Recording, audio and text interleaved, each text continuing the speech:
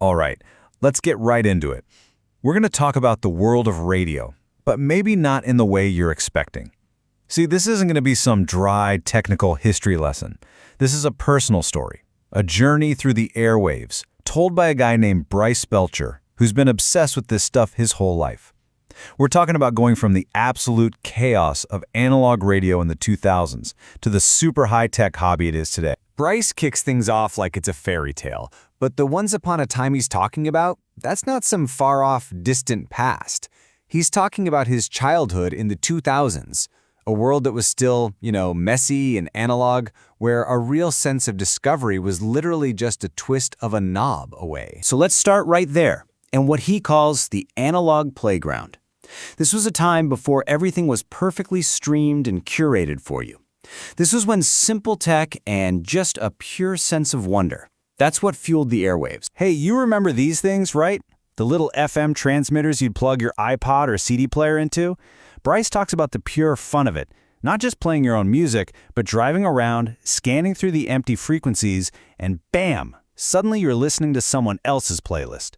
Or even the audio from a movie they were watching in their car.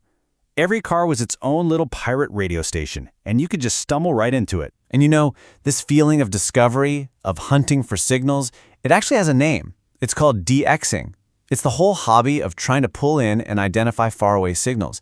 Bryce talks about doing this on AM radio late at night, catching stations from hundreds of miles away, long before he even had a clue there was a word for it.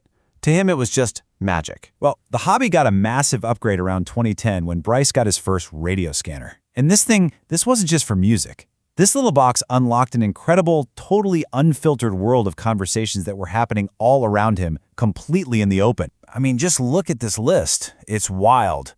Back then, so much of this stuff was broadcast on open, unencrypted analog frequencies. You could listen to the local cops and firefighters, pilots flying overhead, the railroads, even the local school bus dispatcher. But the real surprise is, they were a lot more personal than that. So at first, Bryce thought baby monitors were some kind of spy device. And honestly, he wasn't that far off. He could hear everything. Sometimes it was just kids playing around, but like he says here, other times you would stumble onto some really raw private stuff. Family fights, real drama, just the unfiltered sound of life happening right down the block. But then, things started to change. And this really gets to the heart of the story. This slow, creeping silence that came along with what we call progress.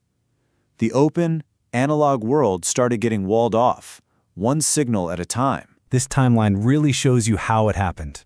It kicked off in a big way with the digital TV transition in 2009. Then, all through the 2010s, police, fire, and other public services started moving to encrypted digital radios, which locked hobbyists out completely. And the very last holdouts, these little low-power analog TV stations, they were finally forced to switch in 2021. The playground was pretty much closing its gates. And it wasn't just the scanners going quiet. Commercial radio changed too. And Bryce, well, he puts it pretty bluntly. With the rise of giants like iHeartRadio, all the local DJs and the unique personalities of different stations, they just got bulldozed by national prepackaged programming. As he says, it's mostly the same shit everywhere you go now. And wow, when you put it all side by side like this, the change is just stark. Open police channels went dark and encrypted. TV signals you could just pick up out of the air, gone. Local radio with its own flavor got homogenized. And even walkie-talkies, man. They used to be full of kids and neighbors talking. Now, mostly silent. Everyone's just on their phones. But this passion for radio, for what was on the airwaves, it ran deep for Bryce. He shares this incredible detail about how dedicated he was. He'd have to secretly listen to pop and rap stations because they were totally forbidden in his strict authoritarian Christian household. But as he says, I didn't give a damn. You ain't stopping me from my shit. It was more than a hobby. For him, it was an act of rebellion. It was freedom. Okay, but this isn't just some sad story about a hobby that died. Not at all. Because the story now pivots to the present day. While that old world was fading away, a new one was being built by these incredibly dedicated hobbyists, using some amazing new tech to keep the spirit of radio alive and kicking. A huge piece of this comeback is a little thing called a TF chip. These are these tiny open-source microchips. that basically give modern radios superpowers. They have extreme sensitivity. We're talking about being able to pull in super weak, distant FM signals with a clarity that would have been absolutely impossible a decade ago, even on a little handheld radio. So what happens when you take that insane sensitivity and you hook it up to the internet? You get this, the FMDX web server. And this thing is a total game changer.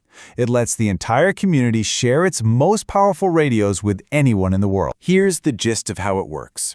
Some hobbyist in, rural Texas hooks up their super-powered TEF radio to a server, and then they share a link online.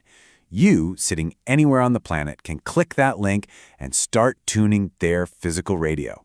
But here's the catch, and it's a big one. It's a shared experience. If you change the frequency, you change it for every single person who's listening. So the #1 rule of the web server is, don't be a jerk and tune over somebody else. So all of this whole journey from the wide-open past to the high-tech present, it brings us to the big question. What's the final verdict on the radio hobby today? Let's just ask it straight up. In 2025, with everything that's changed, is getting into radio actually worth the effort? Is that old magic still there? Or has it just been replaced by something completely different? Price's conclusion is pretty clear. He says, it's a different ballgame now. If you're coming into this hoping to relive the 2000s, listening in on police calls and baby monitors, you're going to be disappointed. That world is gone. But if you get excited about new tech, about hunting for the ghosts of old analog signals and joining this awesome global community online, then hell yes, it's absolutely worth it. And really, that leaves us with this final thought. In a world of infinite Spotify playlists and Netflix algorithms that know exactly what you want before you do, what's the value in something truly unpredictable? What's the thrill of turning a dial, whether it's real or virtual, and having absolutely no damn idea what you're going to find? Maybe that's the magic of radio that will never, ever fade.